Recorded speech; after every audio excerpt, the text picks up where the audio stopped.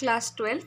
आज हम आपकी बायोलॉजी में लेसन नंबर 1 जो आपका है रिप्रोडक्शन इन ऑर्गेनिज्म, उसके सारे क्वेश्चन आंसर्स देखेंगे, वेरी शॉर्ट से लेकर के वेरी लॉन्ग के। तो हम स्टार्ट करते हैं वेरी शॉर्ट आंसर टाइप से। पहला है what is meant by life span, यानी लाइफ स्पैन क्या होता है, क्या मतलब है इससे। The period from birth to the natural death of an organism is called life span, यानी कि एक पीरियड जो आपका नेचुरल डेथ, बर्थ से लेकर डेथ के बीच में, यानी हम पैदा होते हैं और फिर हम मर जाते हैं, इसके बीच का जो टाइम होता है पूरा, इसे हम लाइफ स्पैन कहते हैं। Give definition of fertilisation. Fertilisation क्या है? Fertilisation is a process in which male and female gamete fuse to form the zygote, यानी एक ऐसा प्रोसेस है जिसमें मेल और फीमेल गैमेट्स आपस में मिलते हैं और फ्यूज करके जाइगोट को बनाते हैं। क्लोन क्या होता है? What is clone? Morphologically and genetically similar individuals who are produced by single parent is called clone, यानी जो बाहर से दिखने में भी मॉर्फोलॉजिकली भी सेम होंगे और उनका अंदर जेनेटिक मटेरियल भी सेम होगा, और जो सिंगल पेरेंट से बनते हैं उन्हें हम क्लोन कहते हैं, यानी एक जैसे दिखने वाले। Give the name of an organism in which asexual reproduction occurs through conidia. कौन सा ऑर्गेनिज्म है जिसमें एसेक्सुअल रिप्रोडक्शन जो है वो कोनिडिया के थ्रू होता है? Penicillium. In which plant vegetative propagation occurs through rhizome. कौन से प्लांट में वेजिटेटिव प्रोपगेशन जो है वो राइजोम के थ्रू होता है? जिंजर और टर्मरिक में। Give the name of an organism in which transverse binary fission occurs. ये आपको बुक में देखने को मिल जाएगा। इसका आंसर है पैरामीशियम। एजिंग क्या होता है? What is ageing? जब दो ह्यूमंस आगे अब कैपेबल नहीं है, उनमें इतनी क्षमता नहीं है कि वो रिप्रोडक्शन कर पाएँ, तो उसे हम एजिंग बोल देते हैं। Give two examples of hermaphrodite plant. Hermaphrodite plants क्या होते हैं?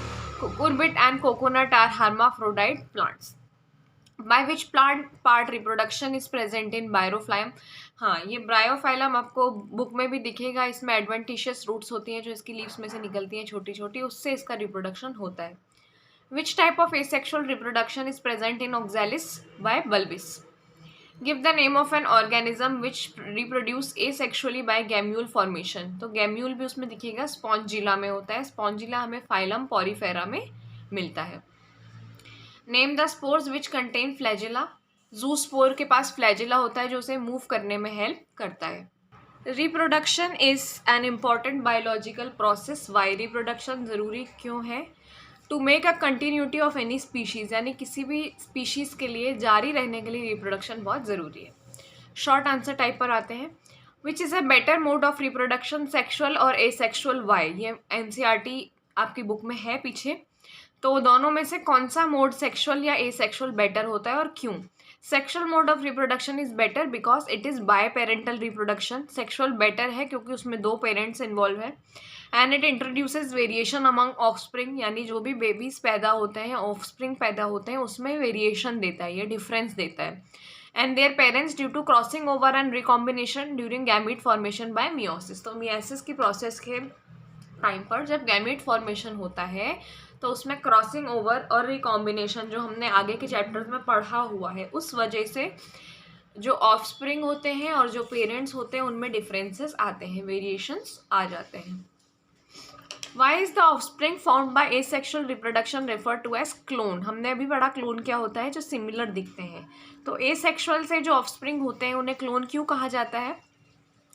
क्योंकि जो ऑफस्प्रिंग होते हैं वो मॉर्फोलॉजिकली और जेनेटिकली आइडेंटिकल होते हैं, एक दूसरे से भी और अपने पेरेंट्स से भी सेम दिखते हैं, इसलिए उन्हें क्लोन कहा जाता है। यहाँ एसेक्सुअल आएगा, ये थोड़ा सा स्पेलिंग मिस्टेक है। Right 3 advantages of asexual reproduction. क्या फ़ायदे हैं? Large number of offspring can be produce by single parent, यानी एक ही पेरेंट बहुत सारे बच्चे या ऑफस्प्रिंग बना सकता है। प्यूरिटी कैन बी मेंटेन, यानी सब एक जैसे होते हैं। It helps in dispersal of far off places, यानी दूर दूर तक फैलाने में काम आता है। Offspring form due to sexual reproduction have better chances of survival. Why is this statement always true? यानी जो भी ऑफस्प्रिंग सेक्शुअल रिप्रोडक्शन से बनता है उनके जिंदा रहने के चांस ज़्यादा रहते हैं। ऐसा क्यों है और क्या ये हमेशा सही होता है? ऑफस्प्रिंग जो होते हैं उनके ज़्यादा चांसेस इसलिए होते हैं क्योंकि इनमें हाइब्रिड कैरेक्टर्स होते हैं, यानी थोड़े से डिफरेंट होते हैं वो पेरेंट्स से, तो हो सकता है कि वो ज़्यादा बेटर अडेप्ट कर पाए अलग अलग इन्वायरमेंट में। वहीं जो जेनेटिक वेरिएशन होता है उनके अंदर का, जो थोड़ा सा अलग रहता है, उससे उनका बायोलॉजिकल टॉलरेंस यानी झेलने की जो क्षमता होती है वो भी बढ़ जाती है, तो इसका फ़ायदा भी उनको मिलता है। लेकिन सेक्सुअल रिप्रोडक्शन जो है वो एडवर्स कंडीशंस में होता है लोअर प्लांट किंगडम में, तो इससे स्पोर सर्वाइव कर जाते हैं। लेकिन हमेशा ऐसा नहीं होता है, क्योंकि कई बार ऑफस्प्रिंग इन्फीरियर भी होते हैं पेरेंट्स से, कई बार वो कमज़ोर रह जाते हैं। How does the progeny formed by asexual reproduction differ from those formed by sexual reproduction? दोनों में फ़र्क क्या होता है, ये हमने बहुत बार पढ़ लिया है। जिनका सेम होता है, एकदम एग्जैक्ट कॉपीज़ होते हैं एसेक्सुअल में, लेकिन बाकी जो सेक्सुअल वाले होते हैं वो अलग अलग होते हैं। एसेक्सुअल में वेरिएशन एब्सेंट होता है, सेक्सुअल में वेरिएशन प्रेजेंट होता है, और सेक्सुअल में जो म्यूटेशन की वजह से हो सकता है, रिकॉम्बिनेशन की वजह से होता है वेरिएशन। सेम चीज़ यहाँ पर है, वही एसेक्सुअल और सेक्सुअल के बीच में डिफरेंस।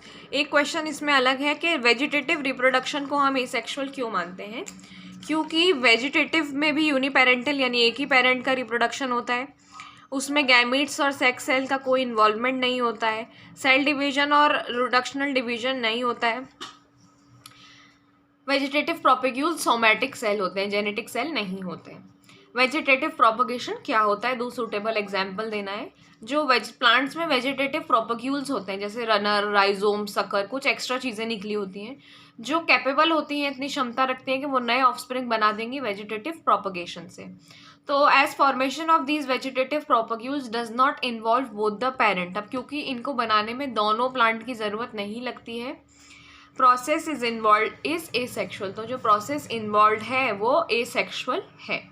एग्जाम्पल्स क्या है? Adventitious birds in the notches along the leaf margins of bryophyllum grow to form new plant, यानी जो एडवेंटिशियस बर्ड्स लगे हुए हैं लीफ की मार्जिन पर, वो नए प्लांट बनाने में हेल्प करता है। Potato tuber having birds when grown develop into new plant, हमने देखा है आलू हमारे यहाँ रखा रहता है तो उसके ऊपर छोटे छोटे से बर्ड्स उग जाते हैं, अगर हम उनको निकाल के मिट्टी में लगा देंगे तो उससे नया प्लांट ग्रो कर जाएगा। ये इंपॉर्टेंट क्वेश्चन है। एक जुवेनाइल फेज क्या है, रिप्रोडक्टिव फेज क्या है, और सेनेसेंट फेज क्या है। जुवेनाइल फेज तब होता है जब सब बच्चे होते हैं, प्री रिप्रोडक्टिव होते हैं सारे ऑर्गेनिज्म में, जब एक सर्टन ग्रोथ और मेच्योरिटी चाहिए होती है लाइफ में, रिप्रोडक्शन करने से पहले का टाइम जुवेनाइल होता है। फिर आता है रिप्रोडक्टिव फेज, जब हम इतने कैपेबल हो गए होते हैं, हमारे अंदर कैपेसिटी होती है, पोटेंशियल होता है कि हम सेक्सुअली रिप्रोड्यूस कर सकते हैं। और इसका एंड आता है जब सेनेसेंट फेज होता है, जो पोस्ट रिप्रोडक्टिव फेज होता है, जब ऑर्गेनिज्म धीरे धीरे अपने मेटाबॉलिज्म की रेट कम कर देता है, उसकी रिप्रोडक्टिव पावर कम हो जाती है, उसकी फिजियोलॉजिकल एक्टिविटीज़ कम हो जाती है, और इसके बाद इंसान की डेथ हो जाती है, जो भी ऑर्गेनिज्म है। Higher organism has resorted to sexual reproduction in spite of its complexity. Why? यानी सेक्सुअल रिप्रोडक्शन जो है वो थोड़ा कॉम्प्लेक्स है, टफ है, लेकिन इसके बावजूद जो हायर ऑर्गेनिज्म है वो क्यों सेक्सुअल रिप्रोडक्शन पर ही गए हैं? क्योंकि वो अनफेवरेबल कंडीशन से बचाता है, हाई जीन पूल कर देता है, वाइटलिटी बचा के रखता है रेस की, यानी कि स्पीशीज लंबे टाइम तक जिंदा रह सकती हैं, प्रॉपर पेरेंटल केयर मिल पाती है इसमें, और इसमें वेरिएशन आते हैं जिससे अडेप्टिव कैपेसिटी बढ़ती है, यानी अच्छी सी क्षमता हो जाती है कि हर जगह पर अडेप्ट कर सकते हैं। मियोसिस और गैमेटोजेनेसिस दोनों आपस में जुड़े हुए क्यों होते हैं? गैमेटोजेनेसिस का मतलब होता है मेल और फीमेल गैमेट का बनना, और वो एसोसिएटेड होता है रिडक्शन इन क्रोमोसोम नंबर से। तो जब गैमेट फॉर्म होता है उसमें हाफ क्रोमोसोम सेट होता है, तो गैमेटोजेनेसिस मियोसिस के साथ इसलिए लिंक्ड है क्योंकि मियोसिस जो है वो रिडक्शन ऑफ क्रोमोसोम करवाता है, 2n से उसको n पर लेके जाता है। तो अगला क्वेश्चन यही है कि ये सारे पार्ट्स जो हैं उनको बताना है, हैप्लॉइड है या diploid, ovary diploid, anther diploid, egg, pollen और मेल गैमीट, ये तीनों गैमीट्स हैं क्योंकि, तो ये n है, और जाइगोट फिर से 2 गैमीट बनकर बनता है तो ये 2n हो जाएगा। एक्सटर्नल फर्टिलाइजेशन क्या होता है, इसकी डिसएडवांटेज क्या है? एक्सटर्नल फर्टिलाइजेशन होता है कि जब 2 कंपैटिबल गैमीट, मेल और फीमेल गैमीट, बॉडी के बाहर जाकर फर्टिलाइज होंगे, जैसे कि फ्रॉग में, यानी जो मेल है वो भी अपने स्पर्म बाहर निकालेगा, फीमेल अपने एग्स बाहर निकालेंगे, और बाहर के ही एटमॉस्फेयर में उनका फ्यूजन होगा। इसकी डिसएडवांटेज है कि एक मीडियम चाहिए होता है, जैसे इनके केस में पानी। एकदम से बेबीज़ वहाँ पर पैदा होते हैं तो उनका शिकार किया जा सकता है, कोई भी प्रीडेटर उनको खा सकता है। और फर्टिलाइजेशन के बाद क्योंकि ऑफस्प्रिंग बहुत बड़े नंबर में बनते हैं लेकिन उनको पेरेंटल केयर नहीं मिल पाती है।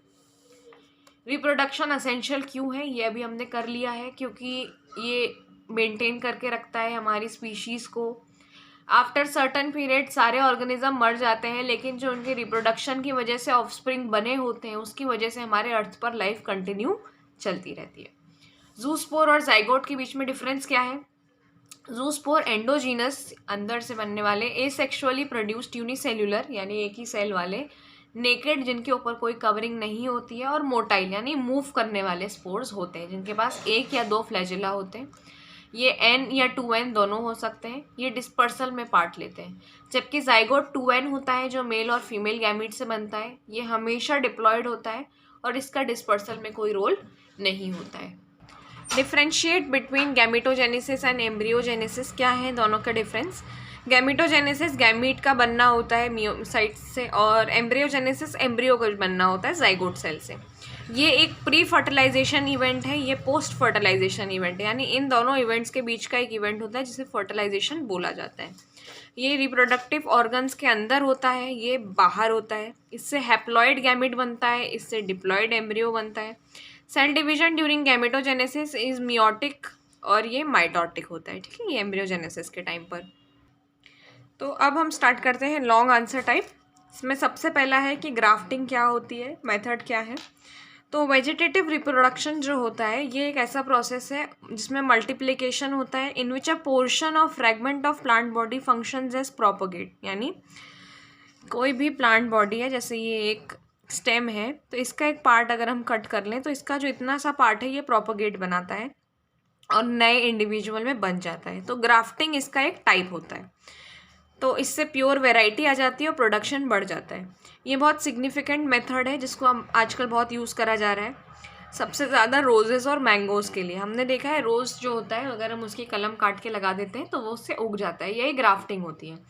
तो इसमें क्या होता है, ये एक छोटा पार्ट लिया जाता है, ग्राफ्ट जो होता है जिसको बोला जाता है स्कियोन, जो शॉर्ट पीस होता है शूट से हम काट लेते हैं, और बचा हुआ पोर्शन होता है स्टॉक, ठीक है। तो ग्राफ्टिंग इस तरीके से की जाती है कि कैम्बियम टिश्यू जो होते हैं प्लांट में दोनों के कांटेक्ट में आ जाएं, जिससे कैम्बियम लेयर बन जाए बीच में और वो जल्दी से ग्रो कर जाए। तो ये 2 टाइप की होती है स्प्लाइस ग्राफ्टिंग। इस मेथड में ग्राफ और स्टॉक दोनों को ऑब्लिक यानी टेढ़ा काटा जाता है, आड़ा काटा जाता है सेम एंगल से, और फिर आपस में बांध दिया जाता है। दूसरी होती है विप ग्राफ्टिंग, जिसमें दोनों को डायगोनल काटते हैं और दोनों के बीच में गैप करके ग्राफ्ट को कट करके और चिसर शेप का बना के उसमें फंसा देते हैं, जैसा कि इसमें करा गया। ये गैप दिख रहा है, इसमें इसको फंसा दिया गया है। तो और फिर दोनों ग्रो कर जाते हैं, जैसे कि इसका एग्जांपल है एप्पल, सिट्रस, रोज, मैंगो, ठीक है। इसके बाद का क्वेश्चन है कि एक्सटर्नल और इंटरनल फर्टिलाइजेशन का क्या डिफरेंस है।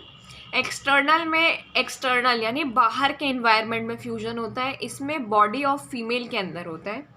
एक्सटर्नल में बहुत लार्ज नंबर ऑफ गैमीट्स निकलते हैं, इंटरनल में कम निकलते हैं क्योंकि वो फीमेल बॉडी के अंदर रहते हैं। एक्सटर्नल फर्टिलाइजेशन में दोनों मेल और फीमेल गैमीट एक्सटर्नल सराउंडिंग्स में निकालते हैं, इसमें सिर्फ मेल गैमीट्स निकल के फीमेल जेनाइटल ट्रैक्ट में जाता है। एक्सटर्नल में डेवलपमेंट भी बाहर होता है, लेकिन इंटरनल में डेवलपमेंट भी अंदर होता है। तो एक्सटर्नल के एग्जाम्पल हो गए एल्गी और एम्फीबियन जैसे कि फ्रॉग्स, और इंटरनल में सबसे बड़े एग्जाम्पल आते हैं हम यानी कि ह्यूमंस और birds, mammals including humans and birds. तो ये आपका फर्स्ट लेसन जो है वो ख़त्म हो गया है। इसके मैंने आपको क्वेश्चन आंसर्स बता दिए हैं।